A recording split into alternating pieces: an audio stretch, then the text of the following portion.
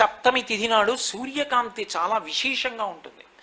అటువంటి సప్తమి తిథి నాడు రథసప్తమి వచ్చినప్పుడు ఆ జిల్లేడాకులు రేగుపళ్ళు తల మీద పెట్టుకుని నమస్కారం చేసి సూర్యుడికి స్నానం చేస్తారు. ఎందుకు అంటే సూర్యబింబంలో ఉండేటటువంటి ప్రాణశక్తిని పుచ్చుకుని జిల్లేడాకు ఇక్కడ ఉండేటటువంటి గోరువెచ్చటి ఆ బ్రహ్మస్థానము నుండి ఆ లోపలికి ప్రసారం చేస్తుంది. దానివల్ల ఎదర వచ్చేటటువంటి విశేషమైనటువంటి వేడిని తట్టుకోవడానికి కావలసిన శక్తి వస్తుంది.